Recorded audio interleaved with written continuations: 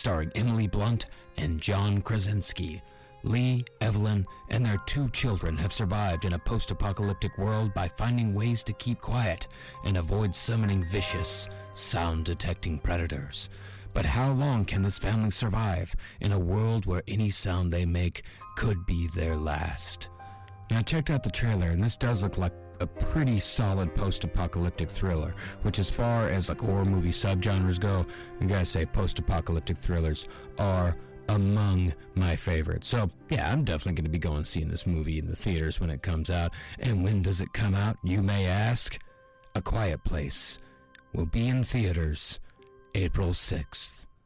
That's A Quiet Place, starring John Krasinski and Emily Blunt, in theaters April 6th. There's no place to escape to. This is the last podcast. On the left.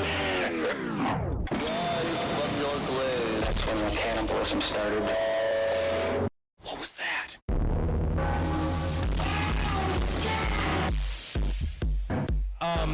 I gotta say, one of my favorite things about the residual high of having eaten a bunch of edibles and you wake up still stoned is that what it's nice is that, like, nothing's real and there's no consequences, and it's like a get out of jail free card for whatever you do. Didn't you have those edibles 48 hours ago? No, I did it again last night. I've just been trying to sleep.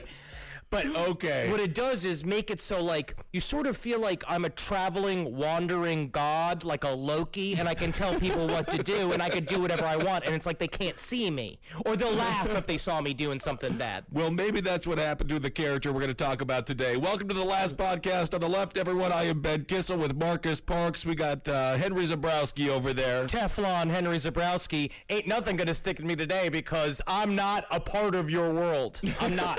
Everything sticks to you. I'm like the Little Mermaid. I am not a part of your world. Oh my goodness, you took a bunch of brownies last night that were full of weed. I watched the show Moonshiners, and there was a funny moment where they were wrapping this bucket in cheesecloth, and this woman said, if it was easy, everyone would do it. I thought that was funny because it's not true. You know, like no one would do it, no matter how easy it was, because it's moonshining. Different nights. All right, so today's episode, this is huge, by the way. This one, people have been asking about this dude for a long time. We're finally getting to him. Rasputin. Just say it one more time. Rasputin. Rasputin. Right? Oh, we got Rasputin! How else are you supposed to say it? Rasputin. Rasputin. That is how it's supposed to be said. It's supposed to be said with a Russian mystery. Rasputin. Rasputin. There's a lot of different types of names in this episode. Well, I've been listening to a lot of Alabama lately. Song of the good. South. I'm glad that stop saying Song of the South. Don't ever say it ever again in a podcast. All right, Dixieland Delight. I could name both of their songs. Well, Grigory Rasputin, a.k.a. the Mad Monk, and Grishka to his friends, was a spiritual advisor, for lack of a better term, who wormed his way into the highest echelons of power at the end of the imperial era in Russia in the early 20th century. Ooh, cool. Now, a lot of myths and tall tales have been told about Rasputin over the last century or so that helped to make him the booger bear that brought down the Russian Empire. The Booger Bear. Yeah. I know. That's not a term. No, it's not a term. No. And I can't. What? First of all, it makes me think of the most adorable baby Charmin bear that they nicknamed Booger Bear, because you can also use toilet paper for your nose. This is not the first time I've mentioned Booger Bear on the show. I would have remembered. I'm pretty certain I would have remembered. Same thing with him calling it a cuckoo clock. But the Rasputin being a booger bear is interesting because booger bear, you make it cute. But for me, I just imagine a big, shirtless, wet man that everybody calls Booger Bear because no one knows his fucking origin, and he's just covered in his own nose slime. Right. Yeah, he's like the dog. He's like the dog from National Lampoon's Christmas Vacation, or the father of Honey Boo Boo. But that's not far off from Rasputin, and these were active style choices that he made. Well, a lot of the rumors and myths about Rasputin aren't true. No, which is really sad because, again, it's a classic example of, like, they built up a whole mysterious world of Rasputin being this powerful wizard and doing weird dark sex magic and shit. But half the time, of course, there's going to be a middle ground. in this story of what is real and what is fantastique. Very common. I was talking to my friend Simano Bobby about Che Guevara. Evidently, he stunk. Really? Bad odor. Oh. Not brought up. Well, we're going to talk about Rasputin's odor later on, or lack of, or the rumor of. Yes. Okay.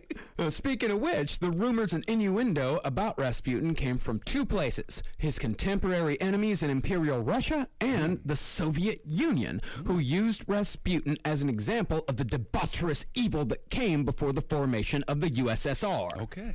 But since the Russians have only fairly recently made their files on Rasputin public following the fall of the Soviet Union, the picture of Rasputin that has since formed shows somewhat of a different man. The story goes that Rasputin was responsible for the fall of the House of Romanov, a dynasty that had ruled Russia for 300 years by the time Rasputin came onto the scene. Through Rasputin's actions, Tsar Nicholas II and his wife Alex were led astray by this mysterious Siberian monk whose only motivations in life were supernatural evil, chaos, and sex. Well, let's not minimize that by saying only.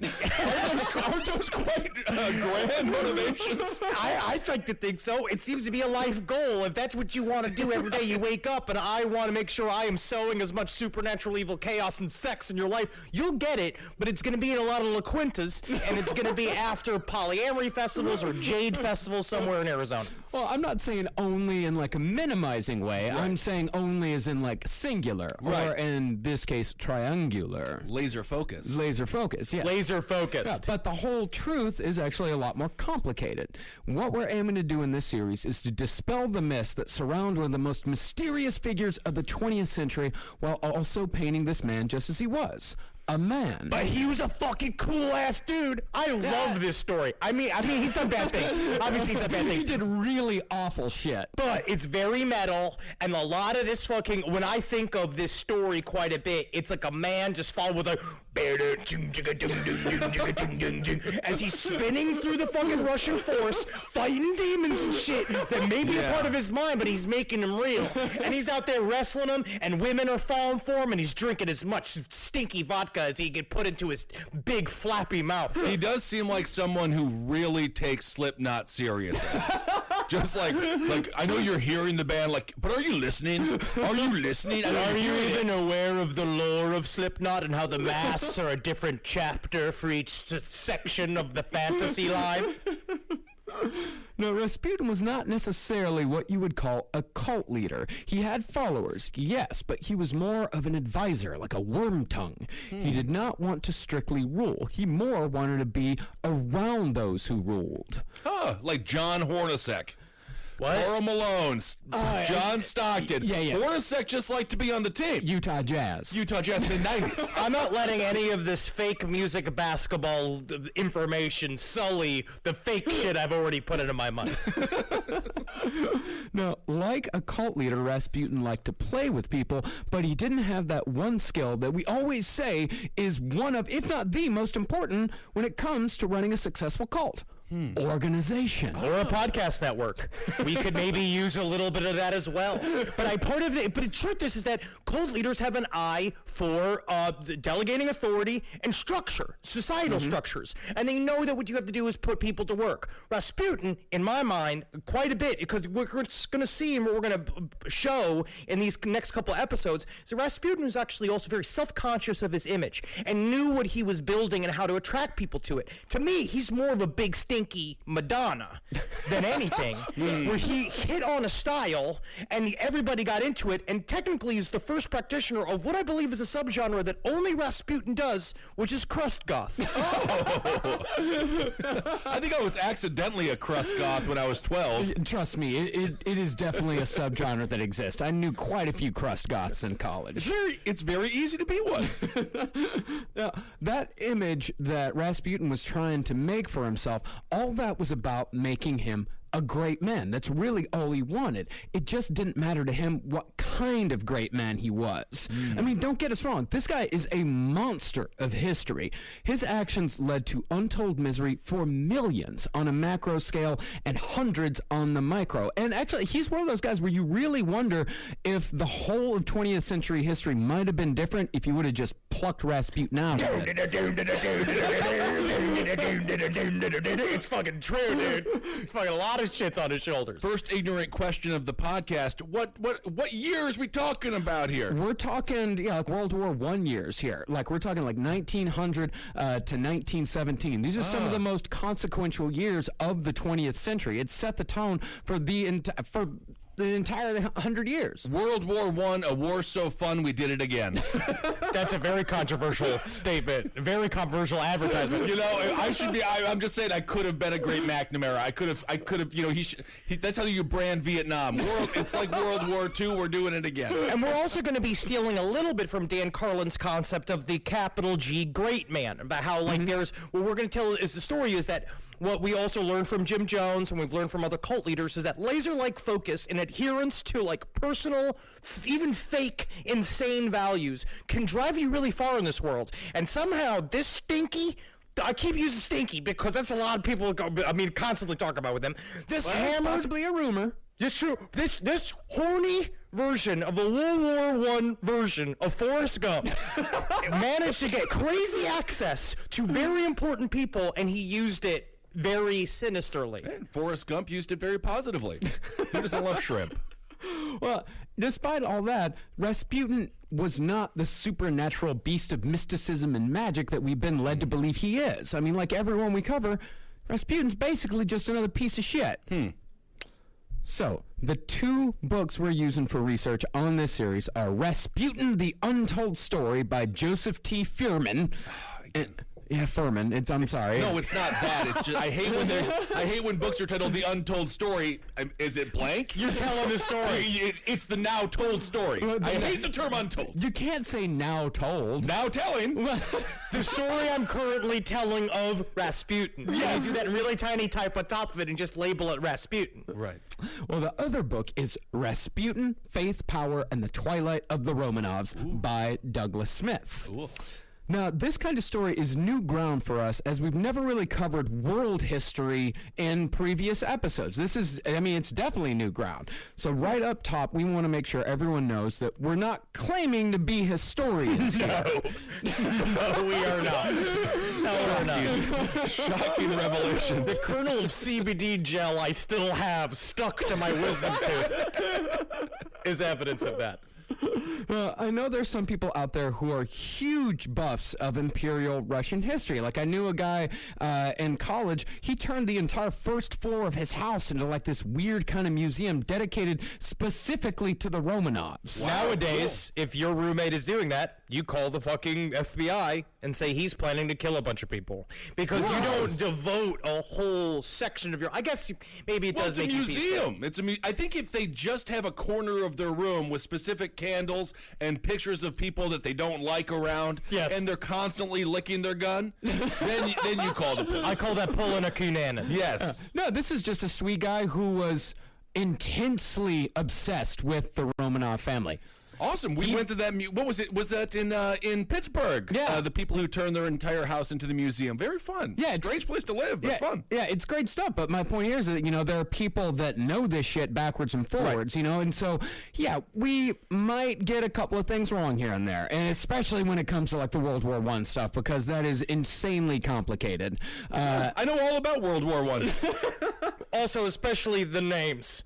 Because reading these books, reading Rasputin, the untold story that is currently being told that you are reading, I learned that I can't pronounce the names. I don't know. They all kind of blend together sometimes, and it kind of feels like when you're deep into like book 4 of Dune, and they're just rattling off like the different house names and all the different dukes and archlords and all that shit. And you're just like, I just hope that we get back to the plot at some point and tell me where do we find out where they kept his penis, which is in the first driving thought of mine during the research Rasputin is, where's his cock? I've heard they got his cock. Oh, all right. Yeah. names. That's basically all the Bible is, too. It's just listing of names. Hezekiah, son of Jeremiah, son of Micaiah. Yes. And then somehow they slip in homophobia. Yeah, we're going to fuck up some names here. There's a ton of very difficult to pronounce names and places. We're going to get some wrong here and there, but please know that we're going to do our best with everything here. Yeah. Like we're trying our hardest. I do love that we try to nip mean tweets in the bud. We have to now. I'm tired of them. We just have to. All right, let's do this. So with that, let's get into the life of Rasputin. Can you handle the eyes of the dark monk himself? So Grigory Efimovich Rasputin, known as Grishka to the townsfolk, Grishka meaning friend, was born in 1869 in the desolate wasteland of Siberia in the small town of Pokrovskoye. And this being 1869, not a lot is known about his parents. His father, Ephraim, was, according to records, chunky, unkempt, and stooped. Yeah, you mean Siberian. He's Siberian.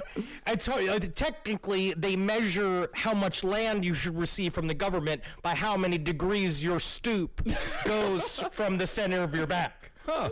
Yeah, I mean, his mother is hardly mentioned at all, but both of them seem to be like fairly normal Siberian peasants, just regular salt of the earth. Emphasis on salt. I would assume. And the only negative thing about his father that was said, if you could even consider this a strong negative or even slightly remarkable for a Russian peasant, was that he had a taste for, quote, strong vodka. That's totally normal. Yes, I think so. It's very cold in Siberia. I feel like a lot of people are like strong vodka, and it'd be weird, actually, if you liked weak vodka. Yes, absolutely. I mean, the blanket, it's a liquid blanket. Yeah. Yes. No, I do not go to bed and look at a bottle of vodka and be like, thank you for being my blanket tonight for another night. That definitely is not the first time you've referred to booze as a liquid blanket. It's a liquid blanket. No, that's a classic. No, people always, the whiskey, that's the sweater inside. You know, that's been said before. You just shoot yourself like a big drunk canary and just pull a blanket like over your face, and then now it's time for sleep. Even in the middle of the day, you can go to sleep as long as it's dark. Now, one of the first myths we'll tackle has to do with something as simple as Rasputin's name. Now, some have said, historians included, that Rasputin's family was so poor that they had no last name. Wow. Now, the name Rasputin, they said, was given to him as an adult, as calling him Grigory Rasputin was akin to calling him Grigory the Drunk. Oh. Rasputin being derived from the word Rasputnik, which means debaucherous. So far, so good on these names. Yeah, I guess so. I guess it's 100 for 100. Also, a part of it's like, his name's Greg. Yeah, his name's Greg. Greg, just imagine it's just essentially the American version name is Greg Drunk. That's what he was. If he came here, which I guess it doesn't help you come to this country. Sounds like someone who might start Breitbart. But in reality, the name Rasputin is nothing more than a geographical designation used to describe the Rasputin family's hometown. In Russian, at least back then, a word for crossroads was Rasputin, making the name no more extraordinary than Rhodes or Strada. Huh. His name was Greg Drunk Roads? Well, essentially, what it meant, oh man, yeah, it's essentially a Greg Drunk Driving. That's his That name. brings it to another level. Now, another possibly more appropriate origin of the name Rasputin is the word Rasputitsa, which is a word that describes the muddy Siberian spring season that actually makes it impossible to travel by road. Which then you can see the entomological, is that the term? I think so. Entomological? I think entomological means, I think that's bugs. I think you mean etymological. Entomologals. The word science, if you think about it, is that a muddy road and traveling through it is akin to being drunk, so you can see how the name slowly turned into drunk over time. Okay. Well, no, it never was drunk. Shut up! Shut the fuck up! Very I just good. learned Point something. counterpoint. I just let something absorb. And the myths about what happened before little Grigory was even born don't stop there. One of the myths created by Rasputin's contemporary enemies concerned the sexual habits of his parents. The paper Morning of Russia published a story that said that Rasputin's father Yefim was such a sexual deviant that he dared to have sex with his wife Anna while she was pregnant with Rasputin. Yes. On one occasion, when Anna refused to have sex, it said, while she was pregnant, Yefim supposedly screamed in reference to the baby inside her, quote, Push it out! Hurry up and push it out! This, they say, resulted in the childhood nickname Pushed Out Grishka. Oh, God. Pushed out Grishka. I'm starting to think these Russians are just having fun with us. I tell you what, a lot of these peppers I've been eating recently have been fucking up with my pushed out Grishka, which is really fucking with me today. Good Lord. It was also said in the same article that when Anna grew too large for vaginal sex, a handyman witnessed them engaging in a bit of anal, although I don't really see how that's easier. What is this? Why are these stories? Why does this exist as a storyline? Because at the time, people were really, people hated Rasputin, and so they were trying to smear him as scandalously as possible. And I guess anal is bad, but at the same time, I kind of think it's refreshing that his parents were still sexually active. Yeah, this is the best parent that we've ever covered. You're the best duo here that we've covered so far. Well, I don't know if the whole anal thing is true. How would They do anal. I know that they do. No, but what was it? Who found them? The handyman. First of all, we need to investigate this handyman. Yes, hello, I am the handyman. I can tell difference between vagina hole and butthole. The butthole, it makes the woman go, wow, wow, wow, wow, wow, which is what, unfortunately, Mrs. Rasputin was a say. But yeah, the thing was that they didn't need to exaggerate Rasputin's sexual habits. He was a hardcore sex addict who did a litany of awful things that we're going to cover. But really, why did they bring his mother's butthole into this whole thing? Don't know. There was no reason for that. I've said that. Leave it alone. I will tell you, I did miss the sentence originally when I was going over the outline that it said that they had engaged in anal sex, and all I saw was the sentence of mom's butthole. Why did they bring his mom's butthole into the whole thing? So then I Googled Rasputin mom's butthole, and I gotta say, there is some controversial stuff. I'm sure there is. So the land in which Rasputin was born, Siberia, could be described as a collection of middle-of-nowheres. It makes up 77% of Russia's land, but only a quarter of its population. And the population was even less in Rasputin's time. Now, it does have quite the frozen tundra wasteland reputation, and that is deserved up north. But the majority of people lived in southern Siberia, which actually has better weather than Alaska. Don't get jealous, Alaska. This is not your fault. But that's not to say that it's not barren. It is, but at the very least, it was able to support agriculture, which was the Rasputin family trade.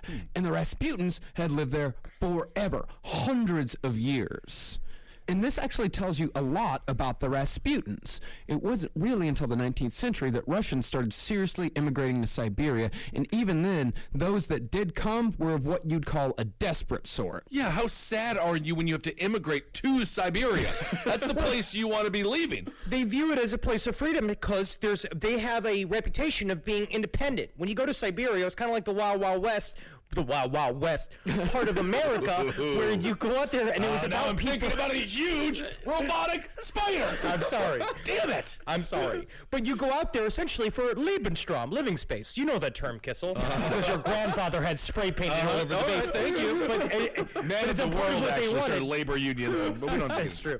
But that's kind of a little bit of the drive to go to Siberia. But it's still, I think it probably sucks. Mm-hmm. Yeah, there's a drive to go there, but it's also where Russia made people go. It's where it dumped its undesirables, even before the days of the Soviet gulags and the terrifying modern Siberian prisons that we see on Lock Up Raw today. Okay. And this is where they sent the weirdos and the religious leaders and the political exiles. This is the place that you sent people when you just wanted them out of the way. But just like a lot of other isolated wildernesses in the world where life is short, brutal, and miserable, the people of Siberia were deeply religious. But those people also had a kind of odd relationship with the church.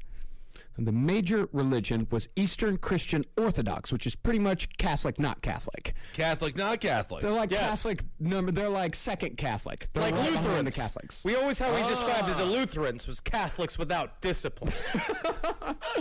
Like the Eastern Orthodox, they're like in between Lutherans and Catholics. Okay. Yeah, they still have all like the pomp and the rituals that the Catholics have. They just don't follow the Pope. Well, it seems like the Russian government, I tried to dip a toe into the religious history of Russia, and I will say, it is complicated. I try to understand it. Just the Greek Orthodox versus Russian Orthodox there's a lot of different differences in there. I know that my mentally handicapped cousins had a Greek Orthodox wedding, and it was 3 hours long, and there's a lot of circling each other. So I know that they draw a lot of pictures, big ornate pictures, and it seems the government was always either at odds or in cahoots with the religion, with different types of religions at different parts in Russian history. So different times the church's stock would go up and then lessen in terms of influence in the country. It does seem like most of the research you did on this religion was at your mentally handicapped cousin's wedding. Yes, it was like I took a master's course in how to be uncomfortable.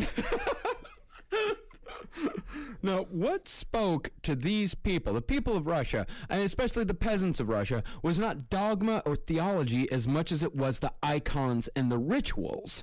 Only 4% of Siberia was literate at that time, so it's not like people were at home studying the Bible. More than anything, these people just wanted something that sounded good, which made Russia at the time fertile ground for a whole host of flim-flam men that had the ears of both peasants and royalty, and Rasputin was the best flim-flam man of all. All right. If I were to write Flim Flam next to Rasputin's name in terms of like a job title, I would use 2 capital Fs. Wow.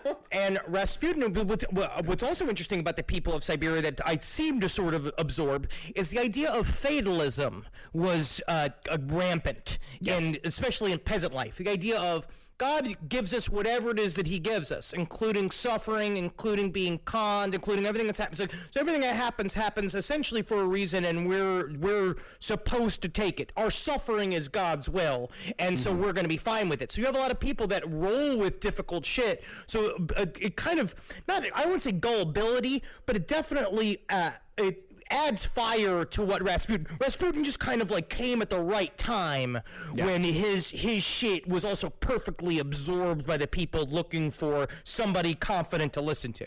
Well, they got to be knocked down for you to pick them up. Oh, yeah? That's what I say. Yeah, well, I mean, that's going to play into shit later on, without a doubt. Is that what you do when you just stare at horses going around Prospect Park? You just yelling at that? Yelling at people? So the legend goes that Rasputin was born on a cold January night, and as his mother gave birth, a comet screamed across the Siberian sky above their home. And this marked Grigory as a great man to be. Ooh. This was, of course, not true, but according to Rasputin, the untold story, such omens were kind of the norm in rural Russia. Other omens talked about babies being born with iron teeth, dogs born with 6 legs, or snakes falling from the sky. That's scary. Now, all of these things were omens that pestilence and death were sure to come to the village. You know, the baby with the iron teeth, the dog born with 6 legs, the, snake falling from the sky. They're literally just creating James Bond villains. Yes. That's very unlucky. Yeah, that's true. Oh, that was because all of this shit, like death and pestilence, were very common, and people needed something on which they could blame their misery. For example, the infant mortality rate in Siberia at this time was brutally high. Out of 8 kids, possibly 9, Rasputin was the only one to survive past childhood. Yeah, and honestly, you have to be very strong to live past all the other kids, especially they all just very casually, the kids die, they throw them on top of the potato pile, and then they start fucking again, and they make another one, and then they just pop it out and be like, its face fell off. Like, oh, so does God give us this fate? And they throw it in the river, and then they fuck again and have another kid. And so by then, I imagine, it does make you a weird person watching baby after baby die, and you just stare, and they're like, we deserve this. And everyone's just sucking on vodka and lifting rocks from one place to another. Yeah. I mean, they really just treated them more like potential workers, right? Yeah, I mean, it wasn't like people just sort of accepted it. They didn't really talk about it at all. It was just once one kid left, it's like, all right, well, that's the way it goes. All right. You know, and this shit, you know, it produces weird people, and Rasputin was the weirdest one out of them. Oh, wow. Like, first of all, he was scared of shadows because he thought that all shadows were filled with ghosts waiting to jump out and get him. You know, I can see it. I don't think that's that irrational for a child. Technically, that is what George Norrie is like now. Rasputin also said he never stole as a child because he could see if a person was a thief just by looking at him. Ooh. He said that he could even see what they had stolen, and since he assumed that everyone could do that, he never stole. But, as we'll see, that was a huge goddamn lie. You know, Sheriff Joe Arpaio said the exact same thing, but it just turns out he was racially profiled. Oh. Yeah. Today's last podcast on the left is also sponsored by Grasshopper. If you're an entrepreneur, a small business owner, or even if you have a side gig, let me introduce you to Grasshopper, the entrepreneur's phone system. Grasshopper lets you run your business from your cell phone while keeping your business and personal life separate. Choose from their huge inventory of local, toll-free, or vanity toll-free numbers. Simply forward your new number to your mobile phone and start taking calls immediately. Whether you're in an office, in your car, or out running errands, Grasshopper's iPhone and Android apps help you stay connected to your customers. Not to mention, you can send and receive calls and texts from your business phone number, set up multiple extensions for everyone on your team, get your voicemails transcribed and emailed to you, work from anywhere with call forwarding, make and receive calls from your computer via the desktop app, and even utilize Wi-Fi calling. Better yet, Grasshopper offers an easy and instant setup and 24/7 customer support, all without any long-term contracts. That's Grasshopper. Sign up today. Go to grasshopper.com/LEFT to get $20 off your first month. That's grasshopper.com/LEFT. Rasputin was also a bedwetter, which for some reason made him an outsider in a village of outsiders, as the moment the bedwetting got out, none of the other kids wanted to be around him. How does the bedwetting stories, how do they always get out? Because it's common. It's you smell like pee. You show up someplace, you smell like pee. They're like, hey, Sputin, you're smelling like a lot more like piss today than you did yesterday. He's like, because I make a soup in my pants. And they're like, oh, okay. And, you know, like, he just unwittingly, because he was a weird kid. And also in Siberia, bedwetting is reserved for the parents.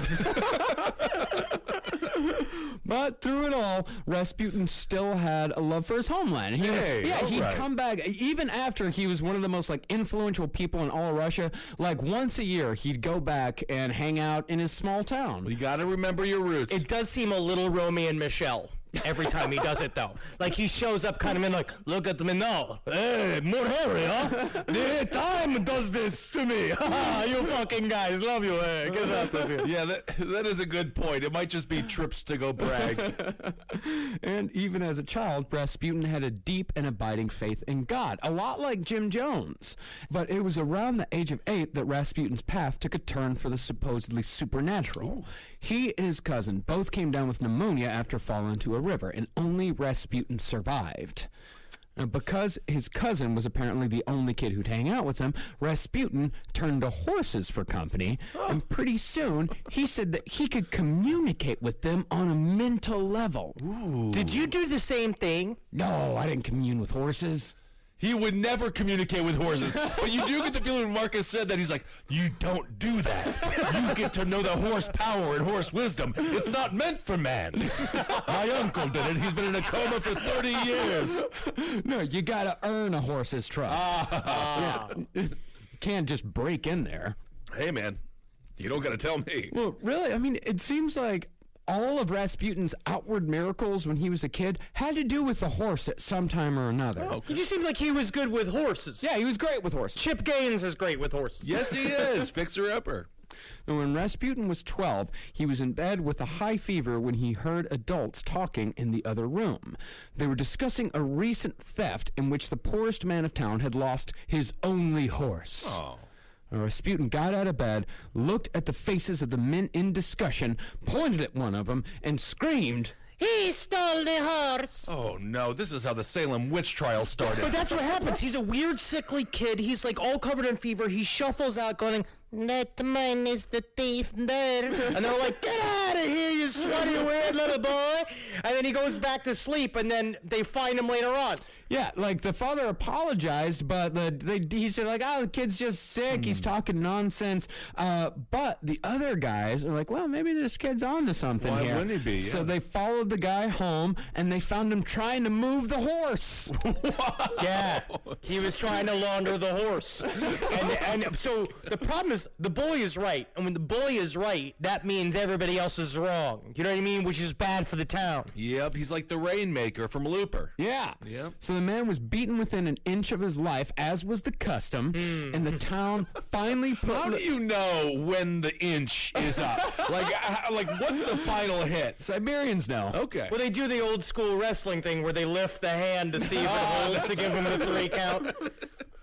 Well, after that, the town finally put little Grigori's bedwetting habit aside and gave him just the tiniest bit of respect. Look at that. Well, it seemed like it was also a mixture of fear because they got a weird reputation. Where it's like immediately it happened. Like he's a bed pisser. He's a very strange child. All he does is hang out with horses and whisper on them all day long. And then he comes out with this very accurate prediction, and they all immediately get nervous, being like, if we can see that we steal, then that means that we can't steal. Now what we have to do is treat this as if it's real, and we need to isolate the boy. Okay. Yeah, but, the reverence wouldn't last long because when Rasputin got older, he developed a taste for vodka to rival even that of his father. All right. He turned into a lecherous troublemaker, earning the nickname Sniveler and Snotnose. Cool. It's pretty sweet. It does sound like the second line of Teenage Mutant Ninja Turtle toys characters. I was gonna say that. Yeah, I like that. Yeah, I mean, and he did actually have those nicknames. That wasn't a smear by his enemies, but his It's enemies... freezing cold and he's trashed. Of course, let the snot roll. But the enemies, I mean, they made him out to be pretty much this young devil, even though, he wasn't that bad by Russian peasant standards. This is what one propaganda leaflet said about him. In his youth, Rasputin was uncommonly helpless, with a foul mouth, inarticulate speech, driveling, dirty as can be, a thief and blasphemer. He was the fright of his native village. Siberian. He's Siberian. Now, they followed that with accusations of vodka and horse thievery, two of the worst things you could do back in those days. Yeah. It cannot be easy to steal a horse. It's pretty. I mean, you just kind of get on it and you're right off. You hit it with the fucking hammer and then you drag it out of the cart. You can definitely only steal one at a time. Yeah, well, unless you got a buddy. But that's the thing. Actually, you can, because what you do is you'd hop on one horse and you got the other horse like tied to a rope or something like that, and that horse will follow you if you got a rope jerking. Or you got a dick like Apu's tail, which is what he has, and it's fucking, it's got a prehensile edge to it that can grab the vodka and stick it up your asshole like those old dirty jokes about the guy with the elephant trunk dick. I have no idea what your father read to you as a child. In reality, like, Rasputin was probably just like a snotty kid. Sure. Like, one of the only things on record concerning Rasputin was that he did 2 days in jail for giving, quote, a rude attitude to a local government official. Okay. Well, he had gothy properties, right? Yeah. He started off as a tiny little Dracula, and he knew instinctively as a little boy to lean into the role of being mysterious and being unpredictable, like I have been in the past. And you have to, but that's a part of what you do. He kind of immediately understands, you kind of have to cultivate your persona in this world of nobodies. It's this small town Siberia, and he immediately was like, I could be a fucking character here and get a lot of attention. But the one thing that everyone agrees on about Rasputin was his eyes. Ooh. His eyes were so famous and important to his character that the book Twilight of the Romanovs dedicated an entire chapter just to Rasputin's eyeballs and how he'd use them. It's fair to say he does not exist as Rasputin without those eyes. Yeah, absolutely. Yeah, him and, what's her name? Scarlett Johansson? She's got tiny eyes. It's like, but his eyes are in the pictures. Like, that's kind of funny. Even the old black and white pictures, you look at them and they really do stand out. And I'll look at a picture for a long time, just like staring at it while I'm reading, and I'm all of a sudden nude, just looking at his face. Right. and my penis is in my hands, and I'm like, why am I doing this to myself in front of this man? But it's like his eyes are following me everywhere around the room while I have the book open, and I'm full of edibles, and I'm jerking it. Sure. I feel an interest. That's what I do when I look at pictures of Frank Sinatra, although I put on a 3-piece suit without even knowing it. Classy. Well, one person called Rasputin's eyes, quote, psychologically inexplicable. Wow. Wow. It's a strange optometrist. Stop flirting with me, doctor. And others said that his eyes pierced like needles, like a metallic greenish, bluish, brownish gray. His eyes like seemed to change hues. They kind of changed color. Wow. And they were described as at the same time being disturbing, alarming, and alluring. Stop it, Marcus. You're doing this to me again. I'm going to be nude again. They said that he would stare at you without blinking, uncomfortably long, staring at you as if he was trying to set you on fire. And some said that Rasputin's eyes were the source of his power over people, either attracting them or throwing them off balance. And it wasn't just his eyes. Rasputin's whole way of communicating almost sent you into a trance, but in the strangest way possible. When he spoke, his sentences were disjointed and oddly phrased, like he'd use like fragments of subjects in this like kind of weird stream of consciousness that would go from religion to philosophy to offhanded sexual remarks. He was probably a dyslexic with ADHD. It's possible, but honestly, I've heard it a lot. He just sounded like an Uber driver. Yes, you got everybody takes the 405, but nobody ever asks old Grigor if I want to take the 405. And sometimes I think the Mexican people's pants are too long. Why you got shorts if you're going to hide your knees? And he's like, what is that, sir? And he's just like, that would be $7.72. There is nothing like an Uber driver in LA because they are ready to they think you might be a producer and they're ready to perform. When Brooke and I were down there, this guy was like, so what do you think about Trump? And we were like, oh, you know, not big fans. He's like, I have an impression, and he did it for 7 minutes. It was great. It was so fun. Well, Rasputin was like super herky-jerky with his arms too, and he would shuffle his feet when he spoke, and he'd constantly fidget with whatever was around. Like any of these three things taken alone, like the staring, like the weird way of talking, and all the herky-jerky, it would have been devastating to anyone else. But Rasputin, even as a teenager, was able to make it work. He sounds like fucking Andrew Garfield. Like, it sounds like, honestly, when I read about his behavior, it's that he is a dude that realizes, oh, if I'm super mysterious, chicks will really dig me. And so he becomes weirder and weirder as he goes, like experimenting with how weird he can be. And he's getting positive feedback of people like, oh, there's something to this Gregory. And he's like, so I'm not Gregory anymore. My name is Rasputin. Being like, oh, you guys must have made some money, bought a last name. Did he ever go through a fat phase like Marilyn Manson? Not really. He died thin. Well, huh? he was always kind of skinny, but he got a belly later on. Okay, I like that part. Yeah. I love Marilyn Manson now. Today's other sponsor for Last Podcast on the Left is Just for Men. For an enviable beard and healthy feeling skin underneath, opt for Beard Care from Just for Men, the #1 beard experts. With 25 years of men's facial hair expertise, Just for Men knows beards. And they've got a full line of supremely fine products to prove it, including face and beard wash, beard conditioner, beard oil, and beard balm. The face and beard wash helps prevent beard itch, unclogs pores, calms and moisturizes, and deep conditions. Meanwhile, the beard oil is light and non-greasy and smooths and softens without clogging pores. The beard conditioner deep conditions while calming and moisturizing skin underneath. And the beard balm offers superior hydration, fights itch and dry, flaky skin, and helps prevent ingrown hairs, all using soothing oatmeal, aloe, chamomile, and jojoba oil. So, kiss your average beard goodbye and usher in your softest, smoothest, bestest beard and skin underneath. Put your best beard forward. Visit jfmbestbeard.com and use the promo code BESTBEARD25 to get 25% off your purchase. Well, the thing is about like his whole way of moving is like that was kind of natural to him. That's just the way he did it. But as he grew older, he learned how to cultivate it. Like he was so good at it that, I mean, this guy, he grabbed the ears of emperors eventually, like through this weird trance-like way of being. It's like his whole way of being was to put people into a trance. And these are people who just kill folks for not having their food cooked properly. Well, actually, the czars weren't that bad. Not they, that they bad? weren't that capricious. Is no. that going to get us into a lot of trouble saying that the czars weren't that bad? They were, let's just say they're also horrible. They were they were canonized a few years ago. It's fine. Oh, so that erases everything. I forgot. That makes them good. So as I said earlier, God was always a presence in Rasputin's life and in the life of his family. The family would go on like regular pilgrimages together to monasteries around Siberia.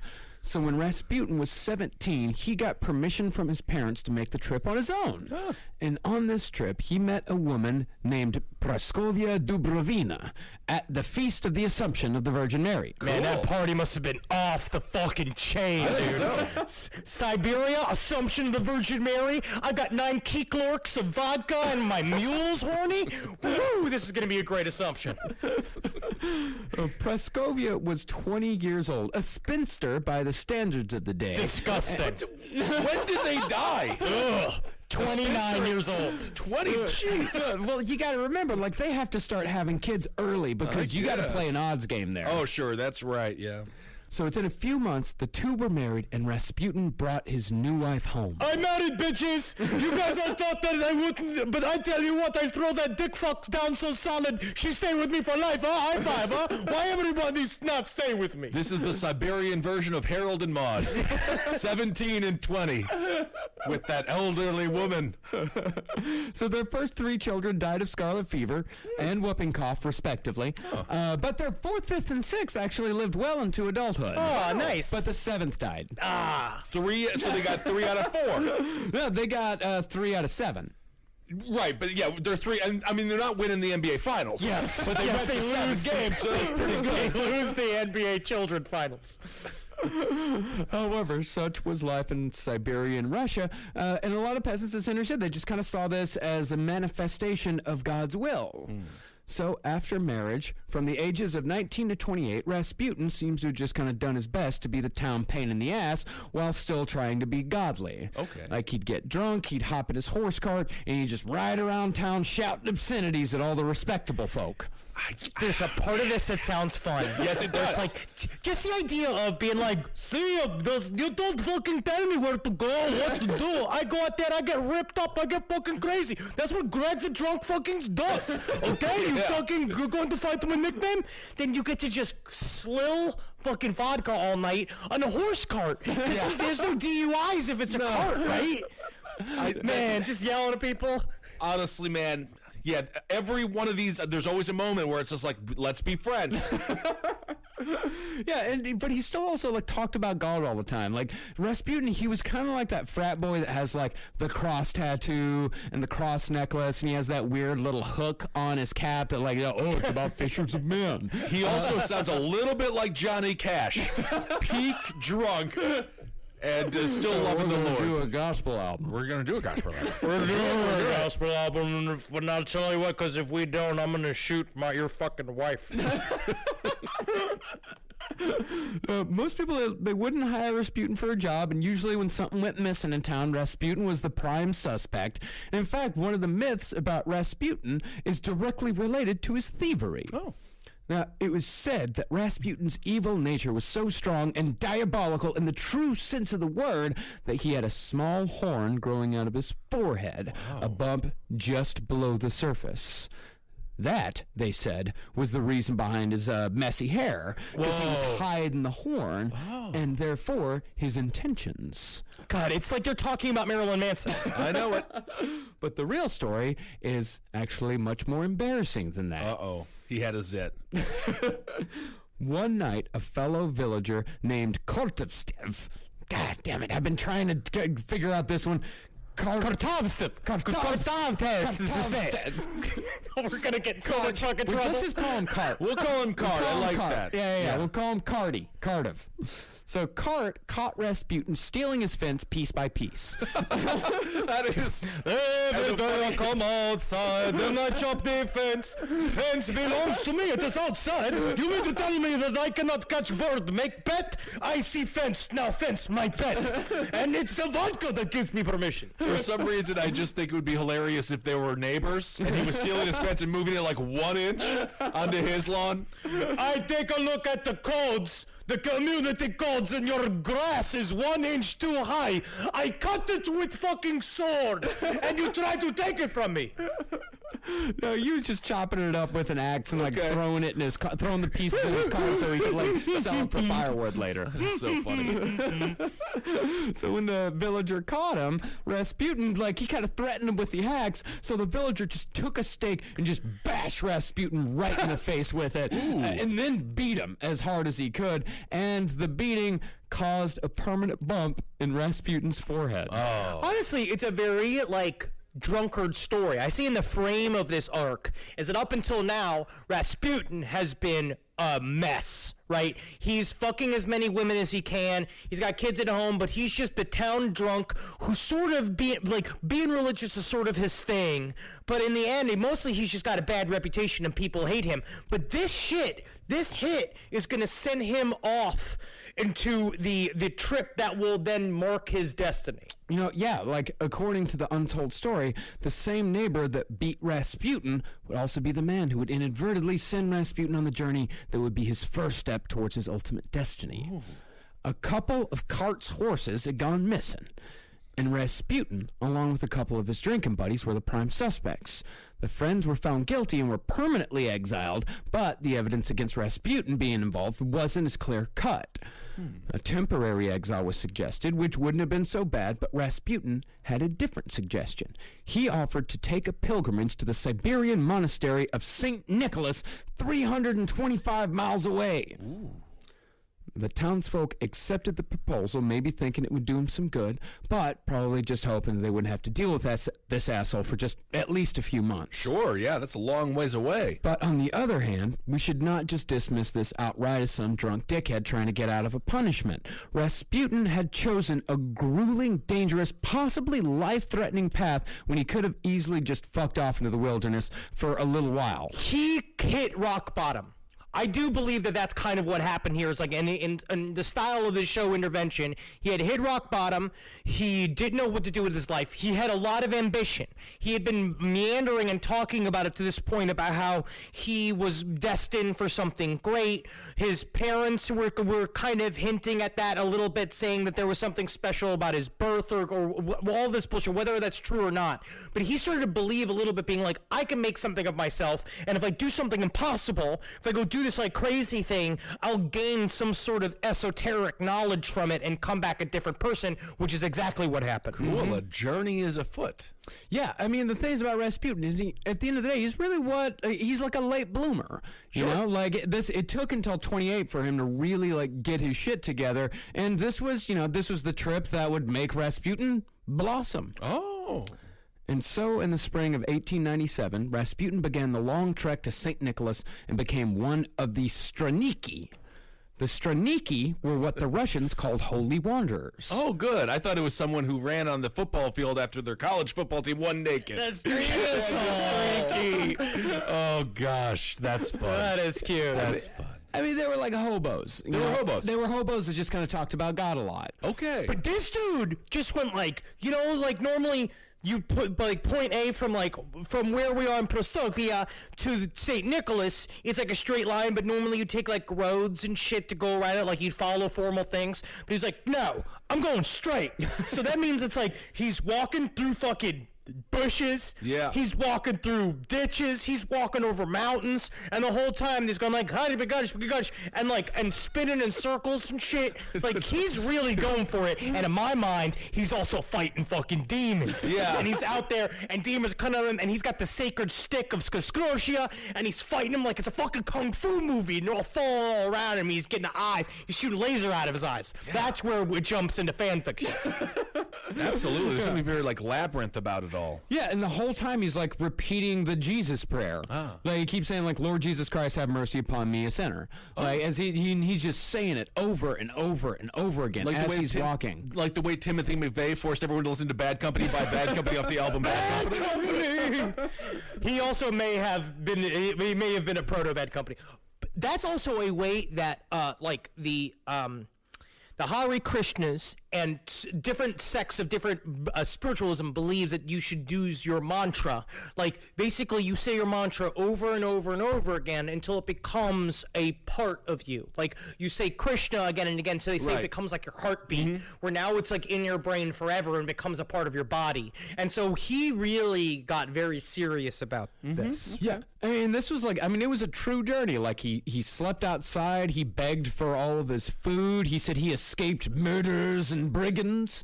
And he said the devil tempted him on multiple occasions with, quote, unholy desires. So he wasn't drinking. No, he wasn't. It was just him just looking at a tree that had bumps on it that vaguely looked like tits. It's like, stop it, God! Stop making me horny! I'm horny enough! He also met the Muppets. Really? Wow. Yes. So after months of walking, Rasputin finally arrived and reconnected with a man he'd already been acquainted with, Brother Macquarie. Ooh. Now, Macquarie was the type of monk who wore chains to mortify his flesh. He was one of those. He was a penitent monk, mortifying his flesh. Like he'd wear chains. It's that mortifying your flesh. It's fucking yourself up. It's like when the flagellants like whip themselves. Yes. He would wear chains pretty much just to hurt himself, just to punish himself constantly. That's why I never got that. Dave Navarro does that. He just hangs on hooks. I don't get it. People, like, they say there's an endorphin rush in it, but you know where I get an endorphin rush? When there's a new Top Chef listed on demand on my cable. Yes. And that's the rush that I need. That's the rush that I crave. Absolutely. Well, Macquarie also believed that all society should have the unquestioning faith in God that a peasant has. And he also claimed to be a mystic, someone who speaks directly to God. So when Rasputin went to Macquarie for guidance, Rasputin believed that he was pretty much taking advice from God himself. Now imagine this is like the old punks that existed that weren't TV ready. Macquarie was disgusting. He was covered in cuts. He was the one that also he was the Bannon for Rasputin, where he gave him all the tools he needed, because the peasant being closer to God was such a good political move that helped him later on, because it allowed him to speak to quote-unquote the common man and say, you're the real people. You are the real people. I am yes, I talk to these fancy people and I wear a fancy hat, but you're real. And so he learned all this shit, but Macquarie was like the old school punks that weren't ready to be superstars, and then all of a sudden Rasputin shows up and he's Sid Vicious and he's a corporately packaged punk like pop star. So Rasputin's brain, kind of a Karl Rove type. Did I ever tell you that story of when I saw Karl Rove outside a News Corps? No. He walks on a News Corps. He's just a little nerd person, like all the people we cover. They get blown up, and he knocks over a delivery person's bike, and he tries to pick it up, but he can't. It was the nerdiest thing ever. And finally, the guy came out and was just like, okay, Karl Rove knocked over my bike. It was just a delivery guy. It really humanizes them when you see them for all their little nerdy flaws. It is really nice to know that I could grab Dick Cheney in his wheelchair and flip it over, and he'd squirm around on the ground, and I could grab my jacket and just literally just mop the floor with him, and he'd be like, stop. You just want to do what John Goodman did to the elder Lebowski. Yes. Well, I understand. And so during this time at the monastery, like something changed in Rasputin. He actually found God, or at least his version of it. He found a version of God that spoke to him, but it's also possible that he just found something that he could exploit. But, the truth is probably somewhere in between. That was us with podcasts. You just discover the thing that works for you. And he got it, though, immediately. And he's like, that's one of the Rasputin's one of those stories, too, of like a guy in not even ancient times. Like this is technically modern times. It just feels ancient because it's fucking Siberia. But he was like a very modern person dropped into an old system. It's like he woke up modern. He woke up like realizing like, oh shit, like I'm gonna take all this podunk version of what they're doing all gross and I'm gonna sell it to the next level. Yeah, and this was him doing all this shit by never leaving. He hasn't left Siberia at this point. Like he's just he's a small town boy does good. Okay. Where he has no idea of what's happening outside, but yet he still somehow, like almost cosmically, is made for this time. Okay. So when Rasputin returned to the village, they said he had, quote, Disheveled hair and no hat, singing and waving his arms. He had no hat? no hat. No hat. What do you mean? No hat. He had a hat? He didn't. I guess he had a hat when he left and didn't have one when he came back. That's what they noticed? Yes. You used to have a hat. He traveled 700 miles at this point. Not just noticed, but remarked. Okay. Yeah, and he was an alcohol-free zealot, you know, and he wanted nothing more than to talk about his conversion to anyone who would listen to it. So, in other words, he'd left his village as one kind of pain in the ass and returned as another. Yeah, you guys think that I'm drinking now, and you're like, oh, he goes to the bar too much. Wait until I get sober. You guys are going to be like, so have you thought about having another sip? Oh, God, because it also, nothing's worse than a baby straight edge. Nothing. But in many ways, he was still the same old Rasputin, just without the alcohol. In church, Rasputin would swing his arms and, quote, make grimaces during services and would sing in, quote, an improper voice. Well, no, it just doesn't sound like it would come out of a 6'4" huge man where he just shows up and he's like, whoa, my love, and everyone's just like, whoa, we all sound like shit. I don't even know how he got that beautiful singing voice. Was he 6'4"? Yes. Was he really? Was 6'4". In Motherfucker that was era, huge. He must have been, that's like the equivalent of 7 foot. He walked in, because imagine, it's like, honestly, it's only a couple inches shorter than you, walking into a room, waving his arms around, everybody else is all stooped, and he had that's a part of it too, is that he had the Lyndon B. Johnson effect, where